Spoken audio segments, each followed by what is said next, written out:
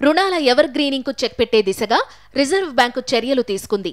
ఇందులో భాగంగా బ్యాంకులు, ఎన్బీఎఫ్సీలు గత 12 నెలల్లో తమ దగ్గర నుంచి రుణాలు తీసుకున్న సంస్థల్లో ఏఐఎఫ్ల ద్వారా పెట్టుబడులు పెట్టకుండా నిబంధనలను కఠినతరం చేసింది. రుణగ్రహీతలకు పరోక్షంగా నిధులు అందించేందుకు ఆర్థిక సంస్థలకు ఇది ప్రత్యామ్నాయ మార్గంగా ఉపయోగపడుతున్న విషయం తమ దృష్టికి వచ్చినట్లు రిజర్వ్ బ్యాంకు తెలిపింది. ఈ నేపథ్యంలోనే తాజా నిర్ణయం తీసుకున్నట్లు ఒక సర్క్యులర్లో వివరించింది.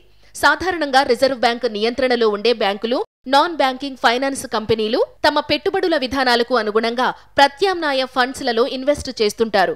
ఈ ఏఐఎఫ్లలో venture capital funds, angel funds, infrastructure funds, private equity funds, hedge funds మొదలైనవి ఉంటాయి. అయితే బ్యాంకులు, ఎన్బీఎఫ్సీలు గతంలో తాము రుణాలిచ్చిన కంపెనీల్లో పలు ఏఐఎఫ్ల ద్వారా ఇన్వెస్ట్ చేస్తుండడం అనేది ఆయా సంస్థలకు మరిన్ని నిధులను సమకూర్చడం కిందకే వస్తుందని ఆర్బీఐ పేర్కొంది.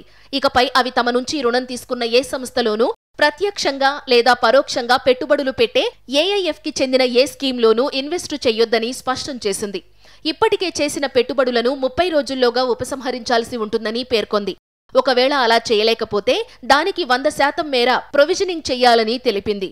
రుణాలను తిరిగి చెల్లించడంలో ఇబ్బంది పడుతున్న రుణగ్రహీతలకు మరిన్ని రుణాలివ్వడం లేదా కొన్ని నిబంధనలను సడలించి లోన్ రెన్యువల్ చేయడం మొదలైనవి ఎవర్ గ్రీన్ కిందకి వస్తాయి. సాధారణంగా సదరు రుణాన్ని తమ ఖాతాల్లో మొండి బాకీగా చూపాల్సిన పరిస్థితి తలెత్తకుండా బ్యాంకులు ఇటువంటి ప్రయత్నాలు చేస్తుంటాయి.